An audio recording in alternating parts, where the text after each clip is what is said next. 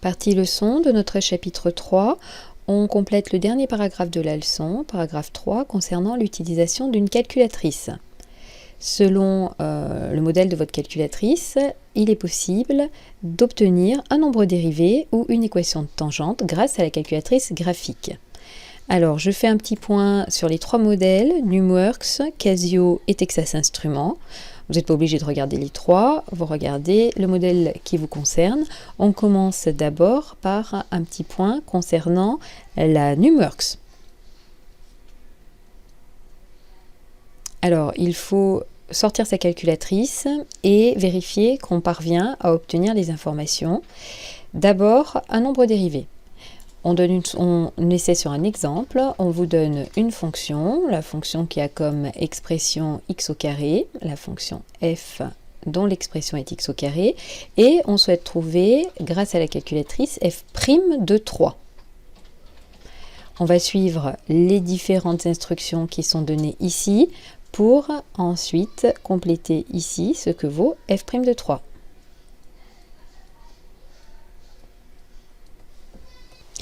Alors, dans le menu principal, on choisit donc l'icône fonction, OK.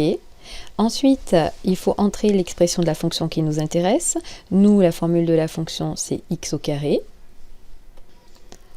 On tape l'expression de la fonction et on valide, exé. Une fois qu'on a l'expression de notre fonction qui est enregistrée, on passe ici avec le curseur sur l'onglet graphique.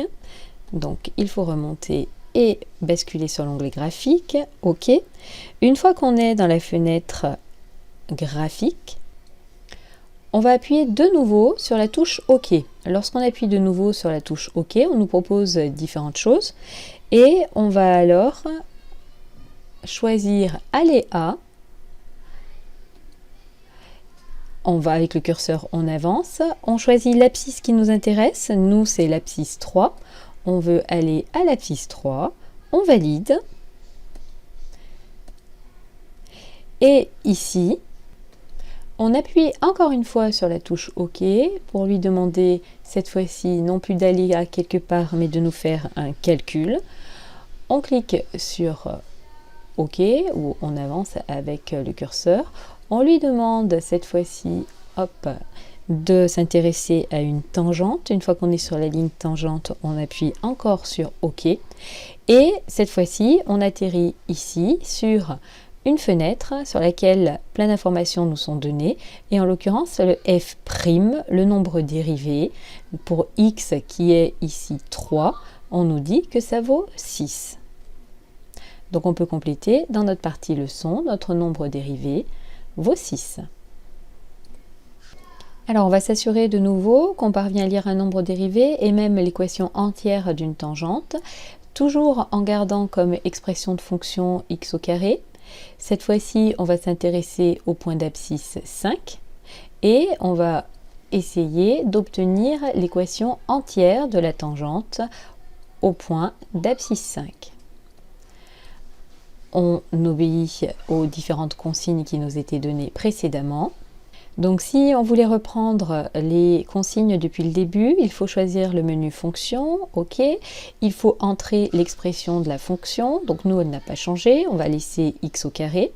Ensuite, il faut basculer dans le menu graphique, OK. Il faut dire à la calculatrice quel endroit de la courbe nous intéresse en appuyant sur le bouton OK, Aléa. On avance et ici on lui dit que ce qui nous intéresse ça va être le point d'abscisse 5. On valide, OK. De nouveau en rappuyant sur OK, on va lui demander de faire un calcul. On avance avec le curseur. Un calcul de quoi? De tangente. Donc on descend jusqu'à trouver tangente, on valide et donc, on va avoir, comme tout à l'heure, le nombre dérivé en 5 qui vaut 10, mais aussi l'équation entière de la tangente, en lisant ici que l'équation, c'est ax plus b, avec a, le coefficient directeur, qui vaut 10, et b, l'ordonnée à l'origine, qui vaut moins 25. C'est notre équation entière de tangente. On a donc comme équation de tangente t, deux points, a comme équation y égale 10x moins 25. Allez, c'est le mode d'emploi de la Numworks qu'on vient de finir. On va jeter un petit coup d'œil sur le mode d'emploi de la Casio. C'est parti pour la Casio. Donc cette fois-ci, on relit la consigne. On cherche à obtenir un nombre dérivé. La fonction qui nous est donnée, sa formule, c'est f de x égale x au carré. Ce qui nous intéresse, c'est f' de 3 que l'on veut obtenir à l'aide de la calculatrice. Une petite remarque qui concerne une notation adoptée par les physiciens et aussi cette calculatrice. F' de 3 en physique, on écrit ça aussi comme dérivée de f. Dérivée de f, on met un petit d comme ça, un petit f comme ça. On dérive par rapport à la variable qui s'appelle x. Ça s'écrit en physique de cette façon-là. C'est des notations différentes mais qui reviennent au même. On peut aussi l'écrire comme d sur dx de f en 3.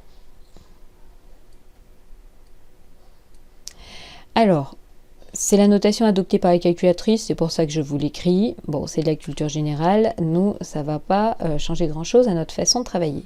On veut donc demander à la calculatrice de nous calculer le nombre dérivé, d sur dx, de notre fonction. Il faut mettre sa formule ici, x au carré, ou ça, au point d'abscisse 3. Une fois qu'on a en tête la façon dont ça se rédige, il suffit juste d'aller chercher les touches au bon endroit. Alors, lorsqu'on allume notre Casio dans Menu, on choisit le menu courant, Run. Une fois qu'on est dans le menu courant, on dit à notre calculatrice qu'on veut faire un calcul en cherchant dans Options et Calcul, un nombre dérivé, dérivé sur dx, la notation est ici, on appuie dessus. On lui donne ensuite, donc dans les parenthèses, l'expression de la fonction. Pour nous, c'est x au carré. Il faut ensuite utiliser la petite virgule qui est ici pour lui donner l'endroit qui nous intéresse. C'est le point d'abscisse 3. On ferme la parenthèse et on appuie sur Entrée. On obtient le nombre dérivé de cette fonction en 3 qui vaut 6. On peut compléter ici. On obtient f' de 3 est égal à 6. La calculatrice est aussi capable de nous donner une équation de tangente en entier. Alors, une équation de tangente en entier, on va tenter de trouver l'équation de la droite, la tangente qui colle à la courbe de la fonction carré, au point d'abscisse 5. Alors, cette fois-ci, dans le menu de la calculatrice, on est obligé d'aller tracer la courbe de la fonction. Donc dans Menu, on se dirige dans Graphe. Ensuite, dans Graphe, on entre l'expression de la fonction. L'expression de la fonction, ça va être x au carré. On valide. Pour faire afficher la courbe de la fonction, on appuie sur Draw, F6. Et puis, alors, on va faire un petit réglage. Ici, tous les réglages de la calculatrice se font dans Setup en appuyant sur la touche jaune, puis sur Menu, là. Sur la ligne qui concerne la dérivation, les nombres dérivés, on va basculer ici en On. On sort. Et maintenant, on demande à la calculatrice de nous afficher le graphique. Une fois qu'on a le graphique, on va appuyer sur Sketch qui est écrit ici en jaune. Donc on appuie d'abord sur la touche jaune, ensuite sur la touche F4, on s'intéresse à une tangente, on va choisir tangente. Et ici, la tangente pour l'instant, le nombre dérivé qui nous est donné est en 0 par défaut. Nous on va lui dire que c'est en 5 que ça nous intéresse. On appuie donc sur 5. On appuie sur Entrée et encore Entrée. Il faut appuyer 2 fois sur Entrée.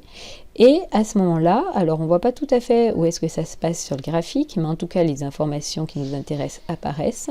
On nous dit qu'au point d'abscisse 5, d'ordonnée 25, l'équation de la tangente c'est y égale 10x moins 25. C'est ce qu'on écrit ici. La tangente, elle a comme équation y égale 10x moins 25. Voilà pour les Casio. On va regarder maintenant ce qui se passe pour les Texas Instruments. On regarde le mode d'emploi des calculatrices Texas Instruments. Donc, on commence avec la première consigne.